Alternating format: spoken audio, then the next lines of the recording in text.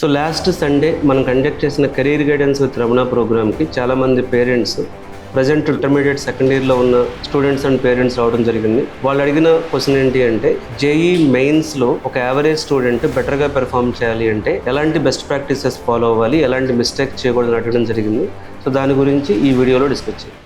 ఫస్ట్ది material selection. సరైన study మెటీరియల్ని ఎంచుకోవడం చాలా ఇంపార్టెంట్. స్ట్రాంగ్ బేస్ కోసం ఎన్సీఆర్టీ బుక్స్ అనేవి చాలా మ్యాండేటరీ. అలాగే ఒక కోచింగ్ మెటీరియల్ సరిపోతుంది. చాలా బుక్స్ కలెక్ట్ చేయకండి. ఎక్కువ బుక్స్ కలెక్ట్ చేసే కంటే ఎన్సీఆర్టీ బుక్స్ మరియు ఒక కోచింగ్ మెటీరియల్ బుక్స్ తీసుకుని వాటిని ఎంత డెప్త్గా చదువుతున్నాం అనేది చాలా ఇంపార్టెంట్. అలాగే ప్రతి టాపిక్కి ఒక ఫార్ములా షీట్, ఎర్రర్ నోట్బుక్స్ అనేది ఖచ్చితంగా మెయింటైన్ చేయండి. సో ఇక్కడ చాలామంది ఈ టాపిక్లో చాలామంది స్టూడెంట్స్ చేసే మిస్టేక్ ఏంటి అంటే, మల్టిపుల్ కోచింగ్ ఇన్స్టిట్యూట్స్, మల్టిపుల్ రిఫరెన్స్లు పైన చదువుతూ ఉంటారు. అలా కాకుండా ఒక స్టాండర్డ్ బుక్ తీసుకుని వాటిని ఇన్డెప్త్ ప్రిపేర్ అవ్వడం అనేది చాలా ఇంపార్టెంట్. సెకండ్, పీవైక్యూస్ ప్రాక్టీస్ చేయటం. ప్రీవియస్ ఇయర్ క్వశ్చన్స్, గత 7 సంవత్సరాల పేపర్స్ కానీ మీరు తీసుకుని ఒక నియర్లీ మీకు ఒక 4000 to 5000 క్వశ్చన్స్ వస్తాయి. సో జేఈ మెయిన్స్ క్వశ్చన్ పేపర్స్ని టాపిక్ వైజ్ తీసుకుని వాటిని సాల్వ్ చేయగలిగితే 60 to 70% సేమ్ ప్యాటర్న్లో రిపీట్ అయ్యే ఛాన్స్ ఉంది. కాన్సెప్ట్ ట్విస్ట్ మాత్రమే ఉంటుంది, బట్ ప్యాటర్న్ చేంజ్ అవ్వదు. సో ఇట్లా మీరు గత 7 years పేపర్స్ తీసుకుని కానీ ఆ ప్యాటర్న్ని ఫైండ్ అవుట్ చేయగలిగితే కాన్సెప్ట్ ట్విస్ట్ అవుతుందేమో కానీ సేమ్ కాన్సెప్ట్లో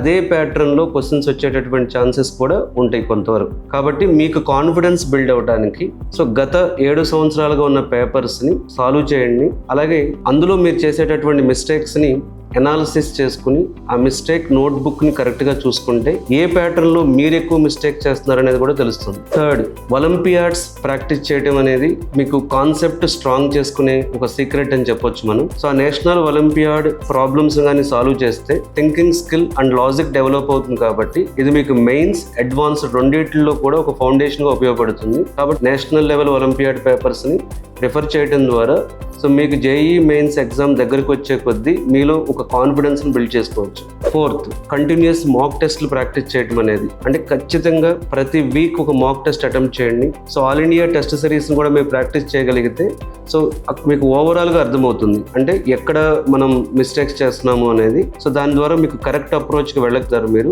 సో టెస్ట్లో మార్క్స్ ఎన్ని వస్తాయి అనే దాన్ని చూడటం కంటే కూడా ఆ టెస్ట్లో మిస్టేక్స్ ఎక్కడ చేస్తున్నాం అనేది వాటిని నెక్స్ట్ టెస్ట్లో కరెక్ట్ చేసుకోవటం అనేది జేఈ మెయిన్స్ స్టూడెంట్స్ చేసేటటువంటి ఒక important aspect. Fifth, multiple revision rounds. So చాలా మంది ర్యాంకర్స్ మనం అనాలిసిస్ చేస్తే వాళ్ళు చాలా ఎర్లీగా రివిజన్ స్టార్ట్ చేసి మల్టిపుల్ రివిజన్ రౌండ్స్ అవటం అనేది కూడా వాళ్ళ ర్యాంక్ బూస్ట్ అవడానికి వన్ ఆఫ్ ద అడ్వాంటేజ్ ఏందని చెప్పొచ్చు మనం అది. సో రివిజన్స్ లేకపోతే మీకు సడన్గా ఆ సేమ్ ప్యాటర్న్ క్వశ్చన్స్ ఎగ్జామ్లో గుర్తు రావటం అనేది తగ్గిపోతుంది.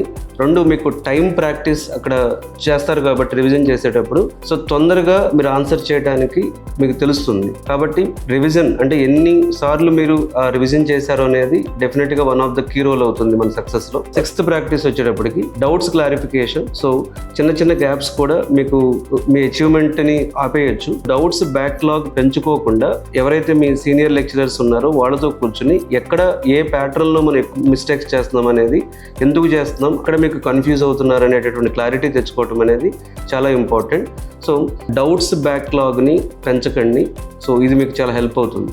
అలాగే కొన్నిసార్లు మీరు క్రాస్ పేపర్స్ కూడా ట్రై చేయండి. అంటే మీ కోచింగ్ సెంటర్లో పెట్టే పేపర్సే కాకుండా, మీ కాలేజ్లో పెట్టే పేపర్సే కాకుండా ఆల్ ఇండియా లెవెల్లో మిగతా కాంపిటేటర్స్ దగ్గర ఎట్లాంటి పేపర్స్ పెడుతున్నారు, ఆ పేపర్స్లో మీకు ఎలాంటి రిజల్ట్ వస్తుంది అనేది కూడా డెఫినెట్గా ఒక కీ రోల్ అవుతుంది. కాబట్టి మీరు క్రాస్ ఎగ్జామ్ ప్రాక్టీస్ అనేది కూడా మీ జేఈ మెయిన్స్ స్కోర్ పెంచడానికి కొంతవరకు ఉపయోగపడవచ్చు. సో ఫైనల్గా నేను చెప్పగలిగేది ఏంటి అంటే, జేఈ మెయిన్స్ ప్రిపరేషన్ అంటే సిలబస్ కంప్లీషన్ మాత్రమే కాదు, మెటీరియల్ రైట్గా సెలెక్ట్ చేసుకోవటం, ప్రీవియస్ ఇయర్ క్వశ్చన్స్ని అనలైజ్ చేయటం, కంటిన్యూస్గా రివిజన్ చేసుకోవటం మరియు డౌట్స్ క్లారిఫికేషన్ని కన్సిస్టెంట్గా చేయటం. ఇది కానీ ఫాలో చేస్తే ఈవెన్ మీరు యావరేజ్ లెవెల్లో ఉన్నా సరే ఎగ్జామ్ దగ్గరికి వచ్చే కొద్దీ సో మీ స్కోర్ని పెంచుకోవడం అనేది చాలా హెల్ప్ అవుతుంది. సో జేఈ మెయిన్స్ స్కోర్ అనేది ఓన్లీ మీకు ఎన్ఐటీస్లోకి లేకపోతే టాప్ ఇన్స్టిట్యూషన్స్లోకి ఎంట్రన్స్కి మాత్రమే కాకుండా ఈవెన్ రిప్యూటెడ్ యూనివర్సిటీస్ కానీ కాలేజెస్ కానీ మీకున్న జేఈ మెయిన్స్ స్కోర్ని బట్టి మీకు కొంత ఫీ అడ్వాంటేజ్ కానీ